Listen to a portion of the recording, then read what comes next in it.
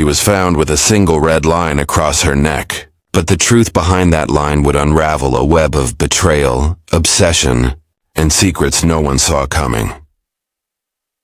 A normal life on the edge. Ania Kaminski had always been a name whispered with admiration in her small Polish-American neighborhood in Chicago. At 28 years old, she was seen as the kind of woman who had everything lined up perfectly: a stable job, a charming boyfriend, and a close circle of loyal friends. She was a ballet instructor at a local studio, and her graceful movements, even when she was just walking down the street, seemed to tell the world she belonged on a stage. But the stage Ania would find herself on was darker than anyone could have imagined.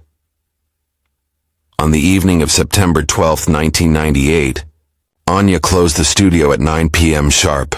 The night air was cool, the streets dimly lit by flickering lamps. Neighbors remembered seeing her wave goodbye, her gym bag slung over her shoulder.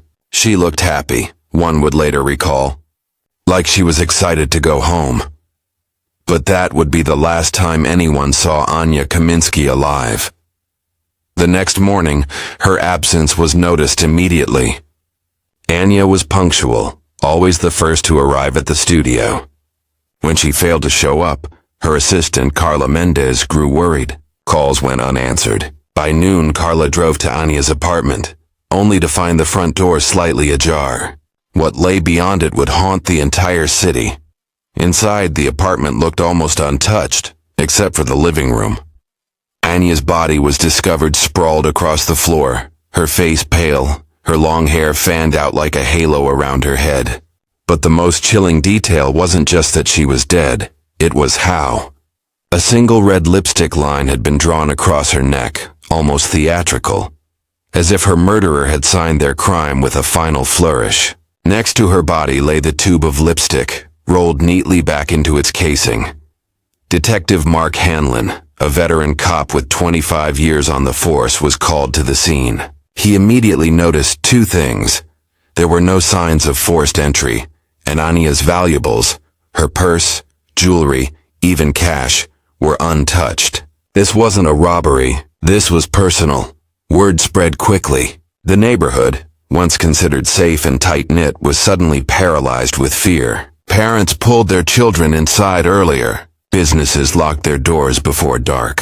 Everyone wanted to know who could have done such a thing, and why. Detective Hanlon began digging into Ania's life, and that's when cracks began to show. Behind her perfect image, Ania had secrets. Her boyfriend, David Larkin, was the first suspect. David was charming, handsome, and ambitious. He worked as a rising executive in a tech company, but friends described their relationship as rocky. Carla revealed that Ania had confided in her about late-night arguments, strange phone calls, and even suspicions that David was hiding something from her. David, however, claimed he was working late the night she was killed. Then there was Elena Petrova, one of Ania's students' mothers. Elena had once been a dancer herself, but resented Ania's success. Neighbors had overheard heated arguments between the two women in the weeks before the murder. And finally, there was Viktor Kaminski, Ania's estranged older brother. Though he hadn't spoken to her in years, rumors swirled that he'd recently returned to Chicago. Viktor had a troubled past with gambling debts, shady acquaintances, and a reputation for anger. Each of these people had a motive. Each of them had access, but only one had left that final chilling line across Ania's neck. For Detective Hanlon, the case had just begun. For the city of Chicago, the nightmare was only starting. And for Ania Kaminski, her story was about to become one of the most haunting murder cases the city would ever know. The suspect's Detective Mark Hanlon knew from the moment he stepped into Ania Kaminski's apartment that this wasn't a random act of violence. The lipstick line across her neck wasn't just a signature, it was a message. And to understand the message, he needed to understand Ania's life. The first step was clear. The boyfriend. David Larkin. The charming face. David Larkin met Ania 3 years earlier at a corporate charity gala. To outsiders, their relationship looked like a fairy tale, the elegant ballet instructor and the rising tech executive. But as Detective Hanlon interviewed David at the station, the cracks began to show. David's voice was calm, almost too calm, as he repeated his alibi. I was in the office late that night. Checked the security logs. My assistant saw me leave around 11, but Hanlon wasn't convinced. David's hands trembled slightly when asked about their last argument. We disagreed sometimes, every couple does, David said, forcing a smile. She was emotional, but I loved her. Carla Mendez, Ania's assistant and closest friend, painted a different picture. Ania was scared, she whispered. She told me David had a temper. She never said he hit her, but sometimes she'd show up with red marks on her arms saying she bumped into furniture. I didn't believe it. Was David the loving boyfriend or something much darker? Elena Petrova, the rival. If jealousy had a face, it might have looked like Elena Petrova, a former ballerina who never reached the spotlight. Elena's daughter trained under Ania. Parents remembered arguments between the two women, often loud enough to echo down the studio's hallways. Detective Hanlon visited Elena's townhouse. She welcomed him in with a practiced smile, but her eyes were cold. Do you really think I would kill her over some petty rivalry? She scoffed. Ania had talent. I respected that, but she flaunted it. She always had to be the center of attention. Hanlon studied her carefully. On her coffee table lay a half-used tube of red lipstick. When he asked about it, Elena's expression tightened. It's mine. Every woman owns lipstick. That doesn't mean I killed her. The coincidence was chilling, but not proof. Still, Elena was added to the list of serious suspects. Victor Kaminski, the brother in the shadows. Perhaps the most unsettling figure in the case was Victor Kaminski, Ania's older brother. Once inseparable as children, the two hadn't spoken in nearly 5 years. Victor's life had spiraled into gambling debts and alleged connections to Chicago's underground crime scene. Neighbors claimed to have seen a man matching his description near Ania's apartment 2 nights before her murder. When detectives tracked Victor down at a dingy bar on the city's south side, he didn't deny being in the area. She was my sister, Victor muttered, his bloodshot eyes darting. You think I'd kill her? Yeah, we had problems. She thought she was better than me. But I'd never. He trailed off, slamming his glass down. Victor had no solid alibi. No one could place him anywhere at the time of the murder. But what motive would drive him to mark his sister with that haunting lipstick line? A puzzle without a corner. Each suspect carried a motive. David, jealousy, control, and a stormy relationship. Elena, resentment and rivalry. Victor, anger, debt, and a history of violence. But there was something else. Something Hanlon couldn't shake. The lipstick. It was too deliberate, too theatrical. Not the work of someone who lost control, but of someone who wanted to send a message. Hanlon replayed the scene in his mind. Ania lying still, the lipstick tube carefully placed beside her, as though the killer wanted to be discovered. This wasn't just murder, it was performance, and if it was performance, who was the audience? The city buzzed with rumors. Newspapers splashed her photo across the front page. The community gathered for vigils. Ania Kaminski had become a symbol, an angel of grace taken too soon. But behind the candlelight and prayers, whispers grew louder. Was the killer still out there? Watching, waiting. Detective Hanlon was determined to answer those questions. But the deeper he dug, the clearer it became. This case would not only test his instincts as a detective, it would challenge his understanding of how far obsession can push a person. Ania's death was just the beginning. The red thread detective Mark Hanlon had worked countless cases, but something about Ania's murder gnawed at him. The lipstick line wasn't just a clue, it was a taunt. Whoever had done this wanted to be noticed. The breakthrough at the lab 3 days after the murder. The crime lab delivered its first report. The lipstick used on Ania's neck was a rare French brand, Rouge Elegance No. 14, sold in only 2 boutiques in Chicago. That detail immediately narrowed the suspect pool. Hanlon thought back to Elena Petrova's townhouse. The red lipstick on her coffee table had looked ordinary, but what if it wasn't? He ordered a sample collected and sent to the lab for comparison. When the results came back, his gut twisted. A match. Still, he couldn't make an arrest on lipstick alone. He needed more. David's alibi. Cracks while Hanlon pursued the lipstick angle. David Larkin's rock-solid alibi began to crumble. Security footage confirmed he entered his office building that night. But the cameras only showed him leaving at 7:45 p.m., not 11 as he had claimed. When confronted, David stumbled. "I must have misremembered," he muttered. "I went back out. I grabbed dinner. I just don't recall exactly where." Hanlon's eyes narrowed. For a man who prided himself on his sharp memory and attention to detail, David suddenly seemed awfully forgetful. Then came the bombshell. Phone records revealed a series of late-night calls between David and an unlisted number the night of the murder. "Who were you calling?" Hanlon pressed.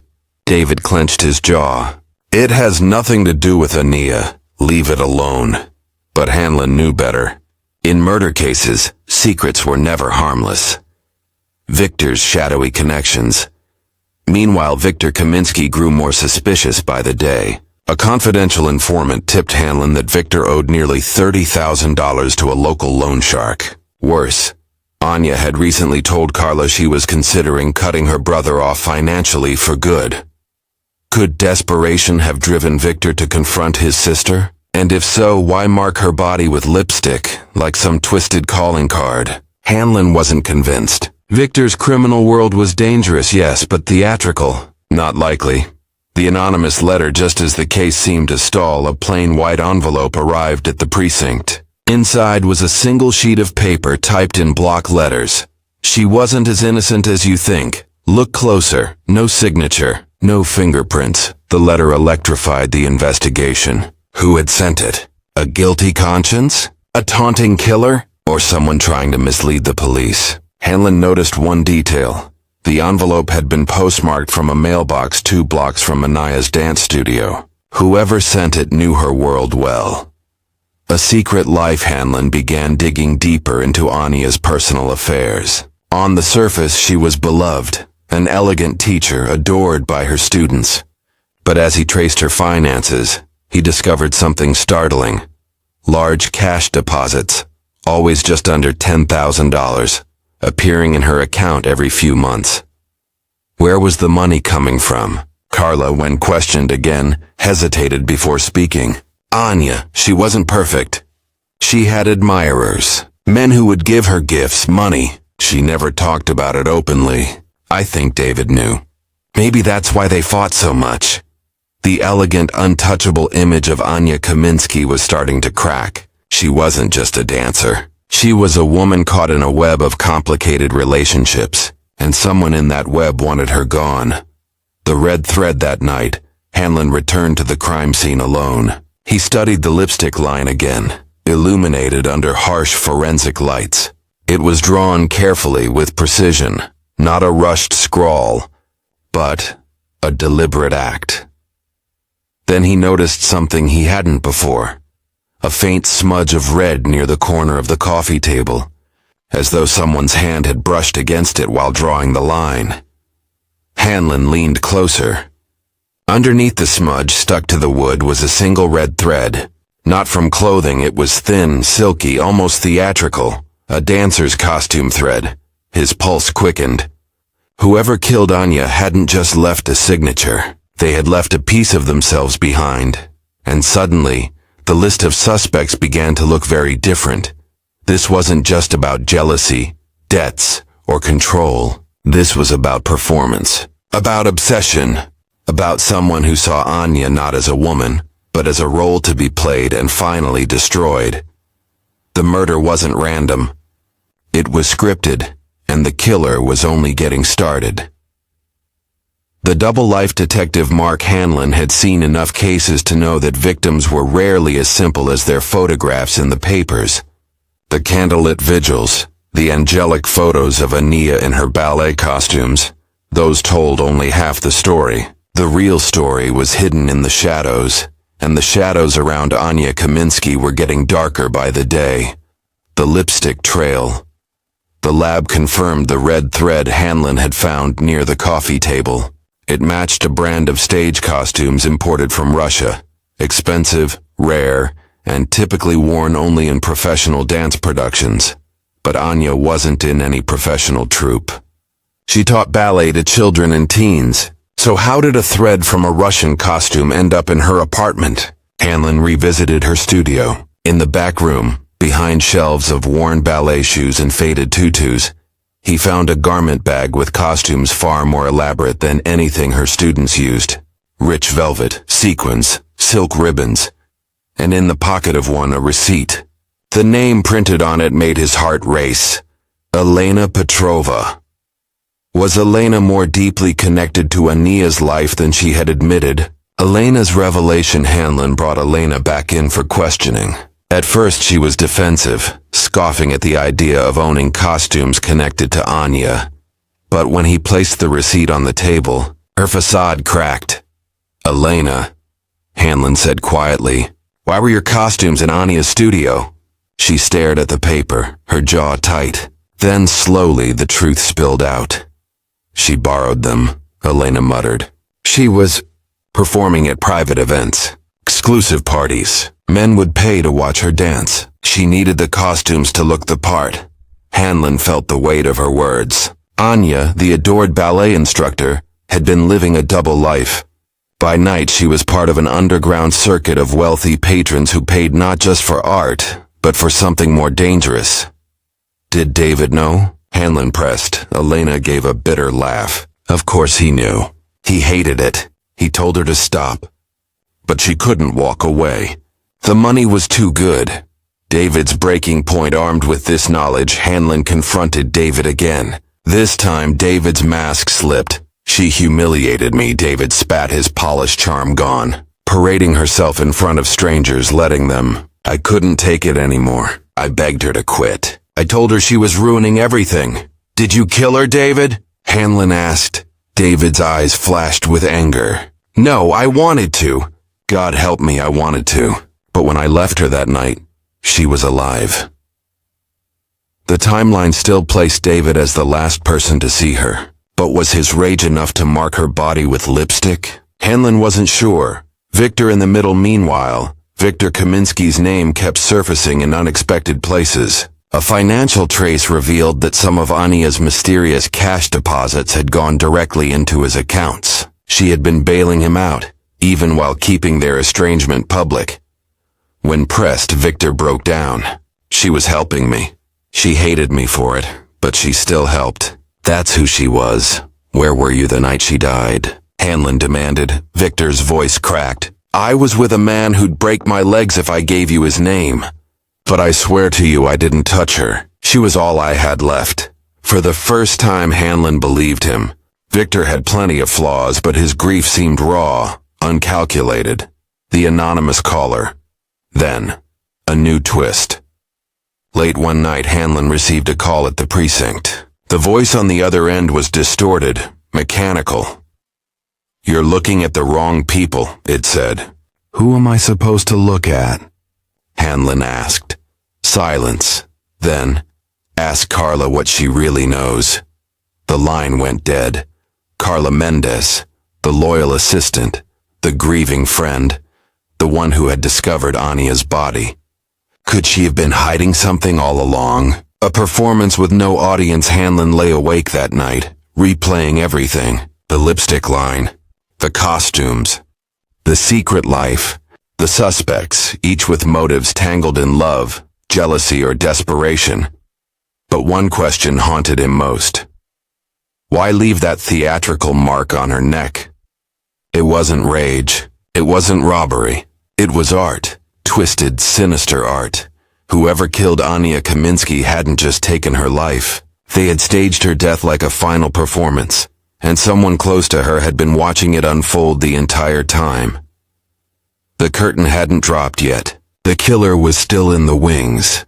The final curtain. Detective Mark Hanlon was no stranger to sleepless nights, but this case gnawed at him in a way few others had. Every lead circled back to the same haunting image, Ania Kaminski lying on her apartment floor marked with that single red line, the lipstick, the costumes, the double life, the suspects. Each piece was part of a puzzle that seemed almost designed to taunt him. And now, the anonymous caller's warning echoed in his head. Ask Carla what she really knows. Carla Mendez. Under the spotlight, Carla had been painted as the loyal assistant, the first to worry when Ania didn't show up, the devastated friend who discovered her body. But Hanlon had learned long ago that killers often place themselves at the center of their own tragedies. When he called Carla in for another interview, she arrived looking exhausted, her hair tied back, eyes rimmed red. "Detective, I've told you everything," she said, her voice trembling. "Then why?" Hanlon asked softly. "Did an anonymous caller tell me you're hiding something?" Her face drained of color. At first Carla denied it all. But when Hanlon presented the lab report, fingerprints, lifted from the lipstick tube beside Ania's body, her composure shattered. They weren't David's. They weren't Elena's. They weren't Victor's. They were Carla's. A twisted devotion tears spilled down Carla's face as she confessed. "I didn't mean to hurt her," she whispered. "I loved her.